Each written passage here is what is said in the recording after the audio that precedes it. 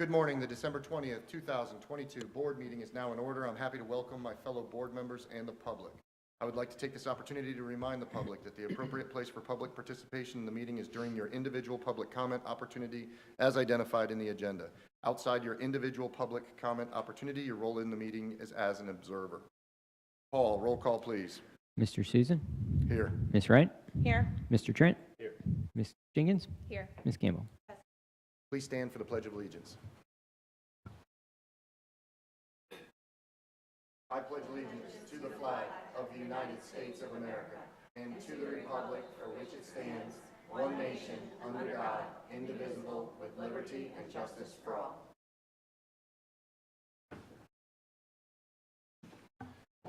That brings us to the adoption of the agenda. Do I hear a motion? Motion to approve? Second. Is there any discussion? I have, oh no, not for that. Please vote. All in favor signify by saying aye. Aye. All opposed? We're only talking about one thing today. Paul, did you get that? Yep. All right, we're now on to public comments during this morning's meeting. Comments will be limited to the agenda items only.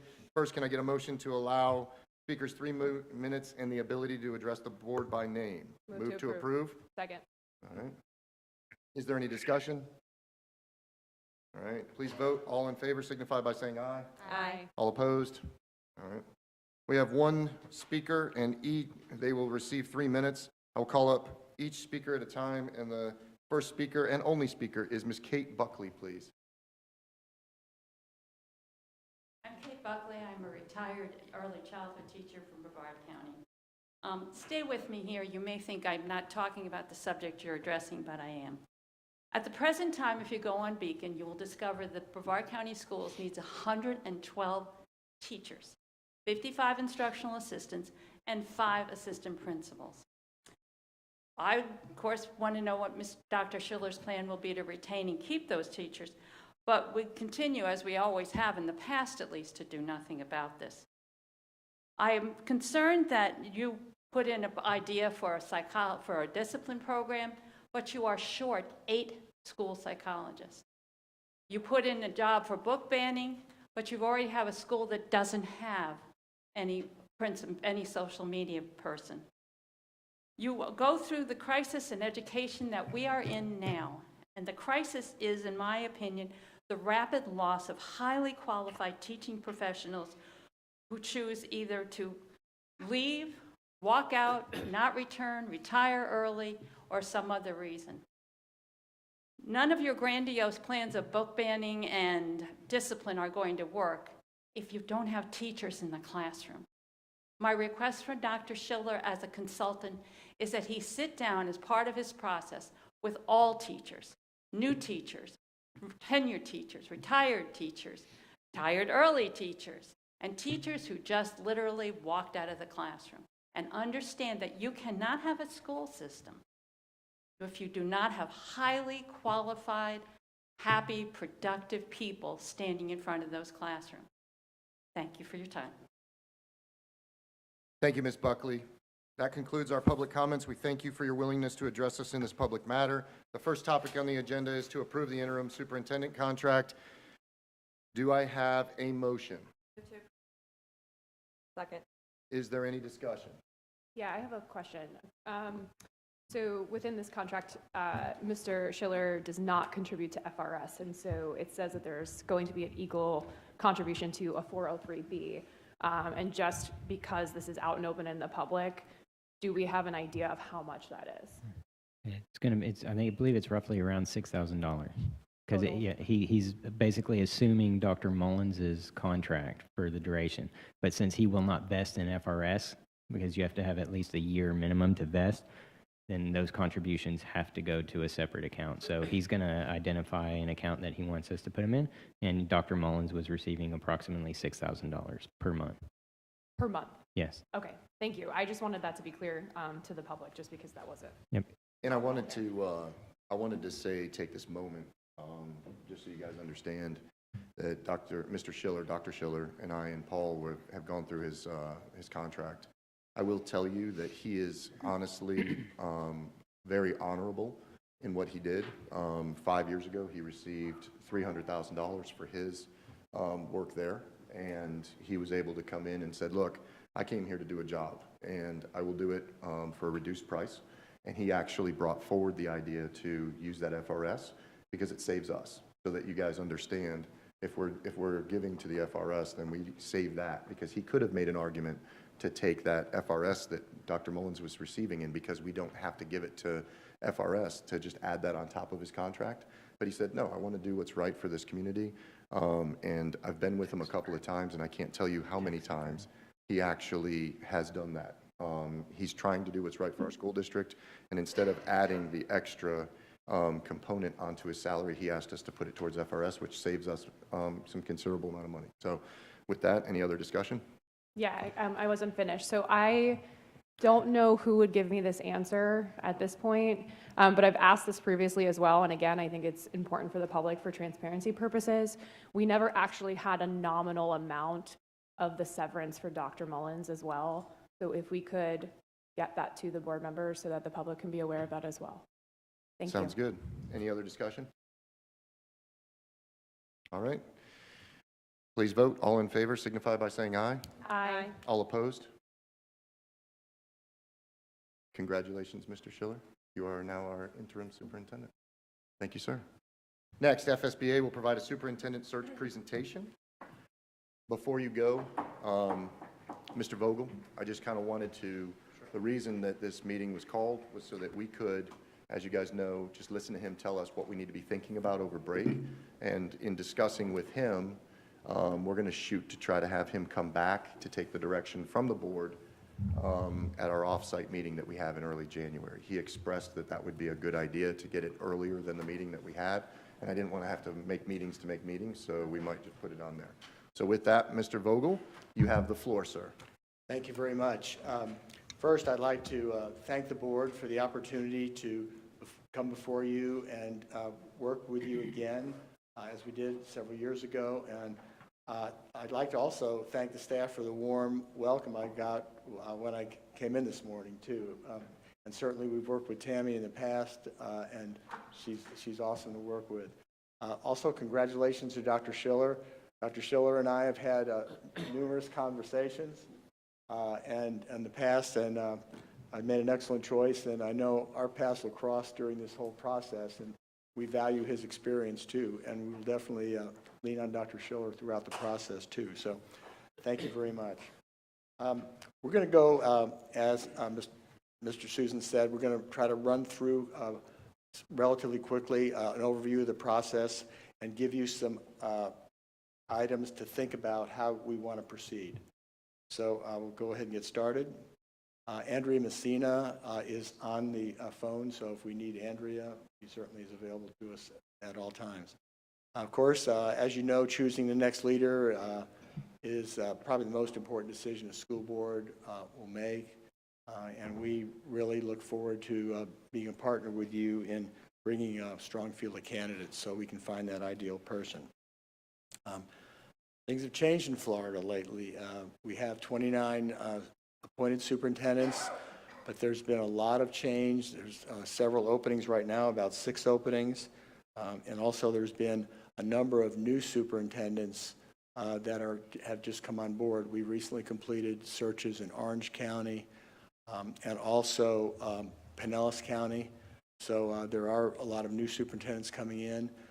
But I will tell you that I've already received people and calls from people who said, is Brevard open? When are they going to start advertising? So I think, your district is very desirable, and I think we're going to have a strong field. We work as a team. We have a multiple team approach. Andrea Messina, former school board member in Charlotte County, and she was also the director of board development with FSBA. She's an outstanding trainer and a facilitator, and also certainly for the last number of years has been the CEO of FSBA. I am a former superintendent. I've spent 16 successful years as a superintendent in St. Lucie County and Seminole County. When I was in Seminole, and I told Mrs. Wright, when the test results would come out, and there was FCAT back then, boy, we were looking at Brevard. Every one of those tests, you challenged our team, and it was really nice because your superintendents would invite our teachers over for training, especially in science, and so we had a great relationship, but it was a very positive. Also, I've stayed current. I'm the chief negotiator for Manatee County Schools. Before I was superintendent, I was in HR and labor relations, so I'm pretty much up to speed on what's going on statewide. Along with John Reichert, and John Reichert's retired executive director of human resources and professional standards. John has done all the training for new superintendents in these areas for many, many years. He's actually worked in about half the school districts doing training, very up to speed. And what this does is the three of us are very familiar with all the educators in Florida throughout the district, and we're able to really attract and bring a lot of good candidates forward. So we work in a team approach. We provide on-site representation. We facilitate community meetings, focus groups, attend board meetings, anything you want us to do. We're just like an extension of your staff. And when we're finished with our job, it's sad for us to leave because we establish really great relationships. And in fact, in our last search, Orange County, they asked us to stay on. So we're still doing work in Orange County even after they selected their superintendent. So we really tried to do everything we can. We're really about relationships, and we do what the board would like us to do. We really, again, use a team approach. Our 3 people are available. In fact, one thing that's really good, it saves on travel expenses. John and I, living in Seminole County, are only 65 miles away. I checked this morning, and we're about an hour away. We very rarely ever would stay overnight, so that we keep the travel down. One of the things that we like to do is we work very closely with your school board attorney throughout the process. We also would have a staff liaison in addition to the chairman and the board members. I'm not sure who that would be, possibly Tammy, who we worked with before, but whoever. And then we would also work with somebody in HR. We always recommend that the applications come to us directly, but we work very closely with HR on reference checks, and they're part of the process too. Also, the communications team, we would work with them, and the IT staff, because a lot of the work we do hybrid meetings, which we'll talk about a little bit later. We can do them in person, and we can have also people join virtually, so we really always want to work with the IT people. We also will talk a little bit more about that. So I've already certainly talked to Mr. Gibbs, and Jackie Church in IT has already told me some of the amazing things you all do. Because of COVID, you had to really adjust your technology for access. So I feel like we'll have a really good relationship there.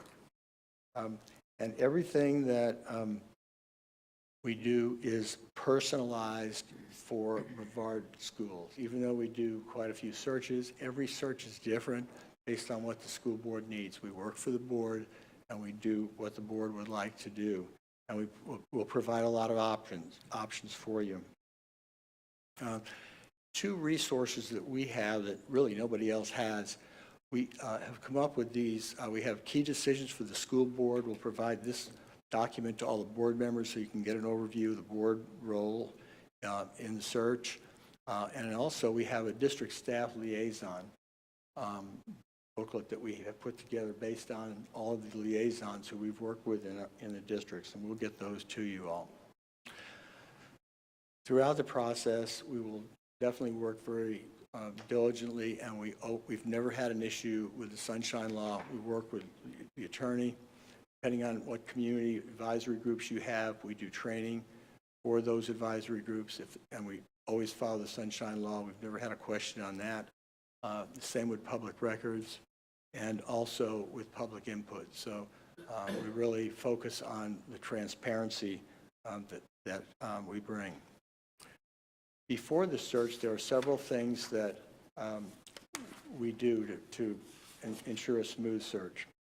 First, we establish the team who we'll work with, and we'll probably work with Dr. Schiller and Mr. Susan and the board to find out who the IT contact would be, who our contact would be to set up meetings and so forth.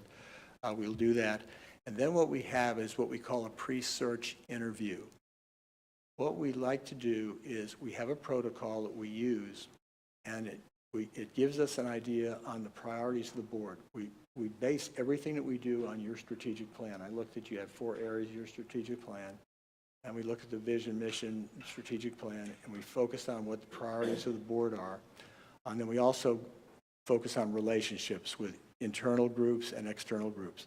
And we would get you that protocol. And Mr. Susan had a good idea to possibly, if we can kind of tie that in together with your retreat that's coming up on January 9th, that would be really helpful, because then we'll find out kind of everybody's kind of direction that you want to go on that. And we'll provide that protocol to Tammy, later. We can provide it later today so you can see what we're going to be asking. But if that's something that would be the first thing we would start to try to do. Then we would have to determine what kind of community input that you would like to have. And that's a real important one. And some of the options that we have on community input, first thing we would do is work with your IT department to set up a website portal. The website portal has everything to do with the superintendent search. So you click on your website, and you go to the website portal and say superintendent search, and every document that is produced and every event is listed on the website portal. When the applications come in, because we operate in the Sunshine, we even post the applications. Throughout our process, when you get down to the semifinalist or finalist, we recommend even that those individuals provide video responses to questions that the board comes up with. We even post those on this website portal. So we'll talk about the contents of the website portal. That's something that we really do. The other thing that we would suggest for your consideration is a survey, an online survey. And what we would usually base that on your 4 areas of your strategic plan, but we would want to have someone from your team assigned every district has a survey guru or someone, or you might have some existing surveys that you already use, but we would want to post that online survey. And we've had amazing responses to our survey in many of the districts. And usually it's for all employees could sign on, and they can take their choice of the survey if they're employee and then we also have a way of IT people have a way of coding it by zip code. It's all anonymous, but then you can kind of get an idea by zip code what people are feeling too. So that's another option that you have that we can talk about more on January 9th.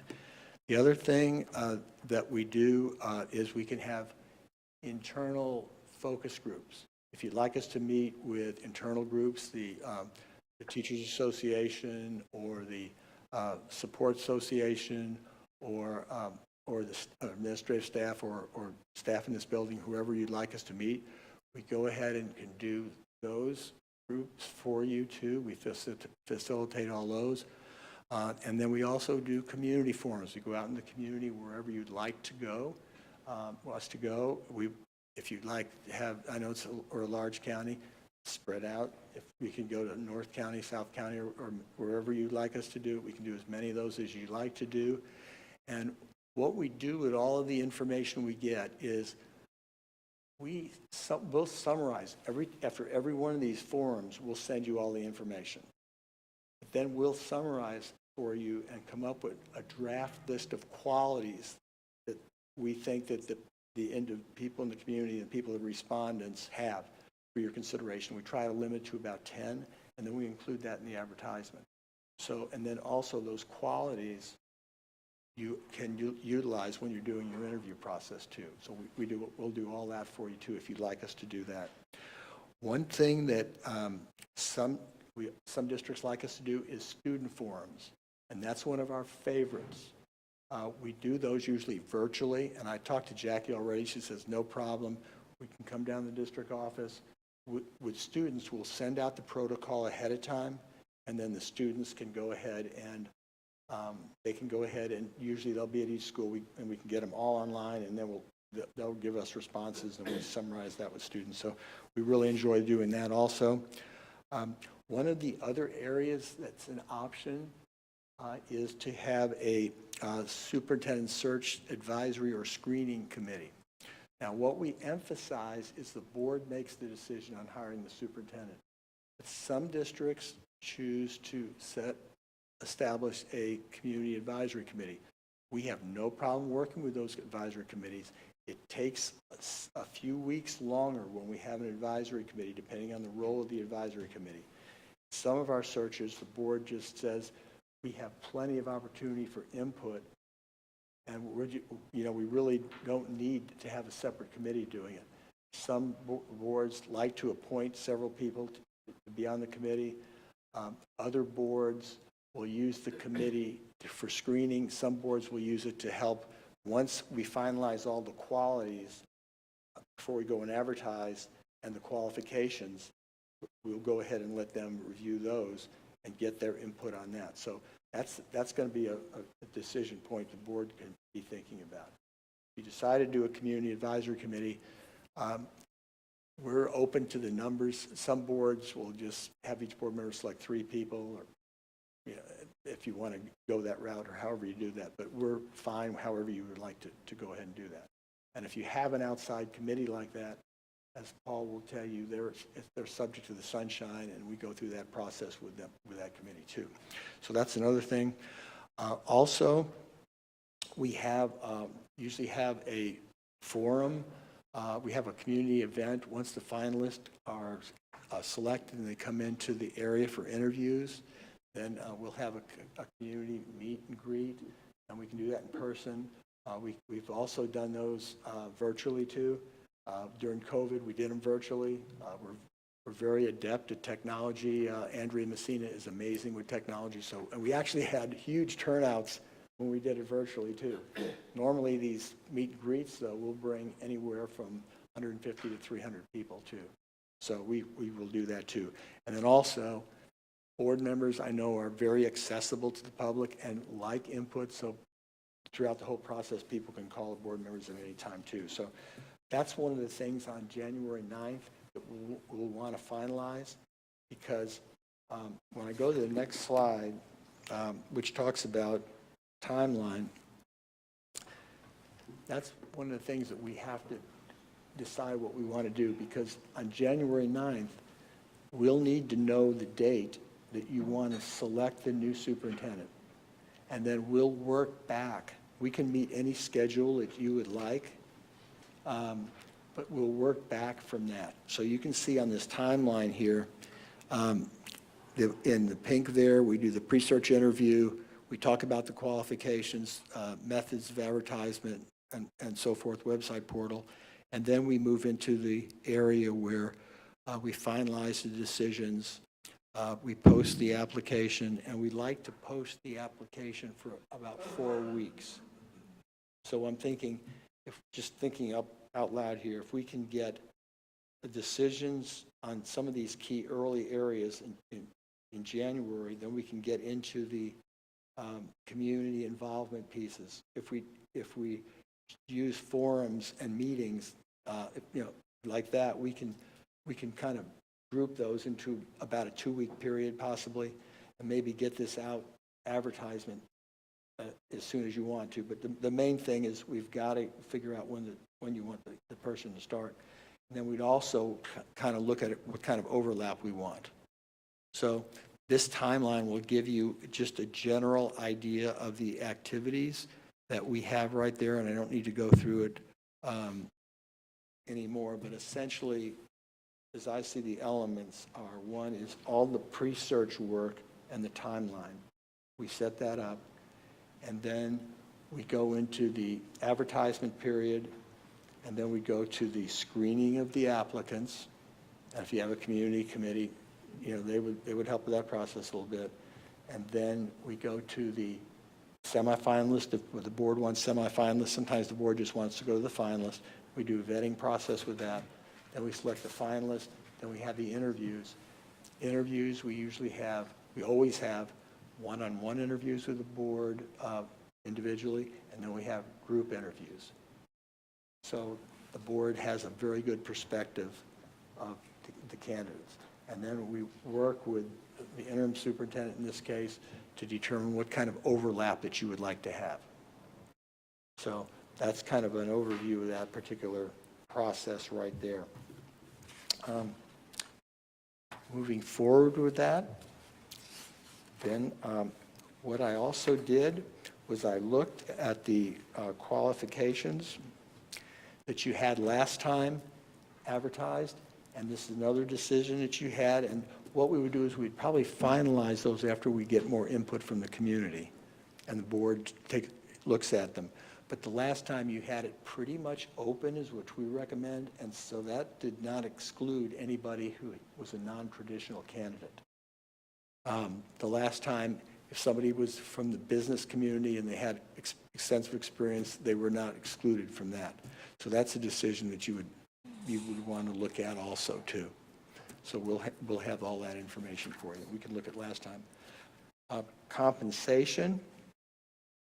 Now, we have a list of all of the salaries of all the current superintendents, but I can tell you it's kind of a new dynamic now with all of the openings and everything that's going on, and a challenge with the housing market, with a lot of other factors that are going on out there. So we'll have to look at the salary carefully, because that is an attractor, especially if we look at people from out of state, and So we have to look at that also. So we'll have all the information to you, and if you'd like, we can provide a recommendation to you also, based on the current market conditions. And then also the vetting process. We will review all the applicants. We'll receive all the applicants. As soon as you receive the applications, the board sees all of the applications, and all the applications are posted, whether the person meets the qualifications you set forth or not. You see every one of them. And then we'll vet those applications, and then we will start doing our background checks. We work very closely with a law firm, Greenspoon Martyr, and they do a complete background check as a legal firm can do. And then we work with your HR department and do our background checks. That the HR department's the only group that can do the final person to check if there's any pending actions, but we work very closely with them to get all the vetting done. And so when the board has their list of qualified people that they're interviewing, all that is cleared. All that information is provided to the school board attorney and the board members. As far as interviews, as I mentioned, we would have individual interviews and we would have group interviews. And the group interviews are open to the public. They can look at those, see all the candidates. And then there's a lot of things that we do with the interviews. The board might we have an opportunity to interview the candidates on YouTube. So we can, as part of it, sometimes the boards like us to have an interview of the candidates. By the time they get to the finalist, if you like the idea of screening using videos, we can go ahead and post those. So there's a lot of information out there on every candidate, and everybody in the community can look at that website portal and they'll be able to see the candidate, they'll be able to see an interview with the candidate, they can come and meet the candidate in person, and they can even listen to the YouTube interview when they're in town at the interview. So we really try to make sure the community is very involved with it, the process. The cost, as I mentioned, that cost is working, the attorney's working that out with FSBA. I think you'll find we're very reasonable. And the advertising, our advertising package is relatively inexpensive. We have, we advertise nationwide, and all of the advertising we do is under $3,000. And we actually have, based on our experience, have actually determined the percentage of applications that come from each of the places we advertise. And so we have a list of all those, and the board makes the final decision on that, but we do. I already talked about travel. John and I are very close, so the travel is minimum. Background checks are very inexpensive. And then there's a limited amount of cost, depending on the number of finalists you bring in. Normally, we recommend between 3 and 5 finalists are brought in for interviews, but that's kind of a choice there. One thing that we're exceptionally proud of is after the search, we feel like we create successful conditions for the new superintendent. We have protocols that we use. We like to sit down with the board. One of our team members can do that, or Andrea can do that, and talk about the initial protocols that are so important when a new superintendent comes in and starting the relationship with the board. You know, what are the first things that we need to work on? So we feel that's very important. We set common goals, and we discuss, what kind of evaluation process they're going to have. But what I always like to say is this: at the end of the day, and this is what our 3 goals are, and we, believe it or not, we accomplish this in just about every search that we have. We feel like we can bring candidates that make a very difficult decision for the board to select, but we can bring a candidate the board can reach consensus on, and board members can all be pleased with. So we have unity on the board. Second, we feel like the way we're able to involve the staff, the way the board would like, we can bring the staff together too in support of the new individual, and the community, because of all the input through our forums and our way we reach out and the availability that we make ourselves available to the community on during the whole process, we're able to bring the community together. and that gets the new superintendent and the board off to a good start. So that's what we do. Just a couple of other things that you might be interested in. We've talked about how our reach is in Florida. But we have a national reach that's pretty incredible. We're a member of the National Association of Superintendent Searchers. We work with these search firms throughout the entire country, and we can call any of these groups and find out about any national candidate. They share applications with us. And in the Polk County search, we had 4 of our top finalists were out-of-state candidates. So we feel we are, even though we're Florida School Boards Association, we feel we are extremely strong on recruiting out-of-state candidates. And I have contacts out of state. I have people that already call me every time they know we're doing a search, and they say, we've got some people for you to consider. We've already talked about the sunshine, and again, the final, we're on the ground. We know what's going on. We know the challenge of the school board, and we really appreciate the opportunity to present to you today. And we'd love to answer any questions you might have right now, but basically this was just to kind of give you an overview of the process. Thank you, Mr. Vogel. I was just going to ask if you can do 3 deliverables for me before we allow it for the discussion. Absolutely. The first one is if you can send that presentation, Dr. Theddy, to send to us in an email, right? Okay. The next one is if you can send your list of school district needs to Dr. Theddy so she can start organizing staff. Okay. You had mentioned social media, all those other things. Whatever those individuals are that she needs to start working on, that would be great. Okay. And then also if you can send a list of deliverables that you want from us answers in early January, and send that to Dr. Theddy so she can appropriately send that out to us, that would be great. Okay, I would be more than happy to do that. I sent the And then- PowerPoint already, so you guys already have it. I understand. Thanks for the update. Appreciate that, Okay, Paul. great. And I did send, Andrea sent me while we were doing this meeting, and I just sent it out to you guys, some pre-search work session agenda and superintendent search key decisions for the school board. Perfect. So if that includes everything that you need, then we're going to be in a good place, but let's make sure that it is. Okay, what I'd like to do is this. I'm not sure what your agenda is for your retreat, but in order to make our work not be, to be fit with what you were planning to do on that retreat, I'll have Andrea talk to Mr. Susan after he sees that pre-search interview, if that sounds all right. Sounds good. So we'll be all coordinated. We're already available on that date, so we're in good shape. Sure, sounds good. Okay, anything All right. comes up, you have our business card. We always answer our cell phone. Our cell phone and email are all there. They may have some questions for you. Ms. Wright, you seem like you're leaning in. No, No? I'm Mr. Trent, I'm reading. do you have any questions for Ms. Campbell? Yeah, just really quickly, and I noticed when we were doing our search for the interim, I pulled up our superintendent job description. Yeah. It looks like it hasn't, except for like some ADA formatting, looks like it hasn't been updated in some time. Would it be helpful for us to take a look at that in conjunction with the search process? Yes, I think that's an excellent idea, and that's one thing that what we normally will do on the job description is maybe I could get a copy of it, but HR usually will do that. We want to make sure whatever we advertise is consistent with the job description. Right. So we'd be more than happy to take a look at it. That's normally something that the board would approve, but we'd be happy to take a look at it. Very good question, because that's going to be something we need to work on. Right, and we Thank want to you. approve it before we send the Yeah. advertisement. Definitely. Okay. Thank you so much. Anything else we might have? Ms. Jenkins? Yeah, I just want to thank you, number one, for driving out here. I know you say you're not far, but thank you for making the drive. I appreciate that very much.